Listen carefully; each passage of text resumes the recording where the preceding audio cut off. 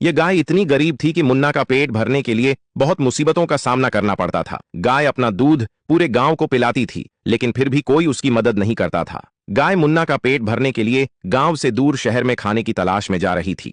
तभी उसने देखा कि एक आदमी आने वाले दिनों में रेस प्रतियोगिता का ऐलान कर रहा है और रेस जीतने वाले को 1 लाख रुपए का नकद इनाम रखा गया था। गाय ने सोचा, मैं तो रेस नहीं जीत सकती, लेकिन मुन्ना को रेस की तैयारी करवा सकती हूँ। गाय अपनी गरीबी दूर करने का यह अवसर हाथ से नहीं जाने दे सकती थी, इसलिए उसने शरीर और ताकत दोनों बढ़ाने का सबसे महंगा ड्रिंक लाकर दिया। उसके बाद वह दिन रात एक करके गार्डन में जाकर दौड़ लगाने लगा। कुछ दिन बाद मुन्ना पहलवान बन जाता है और रेस के लिए निकल जाता है। उसी रेस में एक रेड बुल था जो मुन्ना का बहुत मजाक उड़ा रहा था। रेस शुरू हो जाती है और कोई भी किसी से कम नहीं था, सब बराबरी में दौड़ रहे थे और मुन्ना धीरे धीरे अपनी स्पीड को बढ़ाता है और वह सबसे आगे हो जाता है।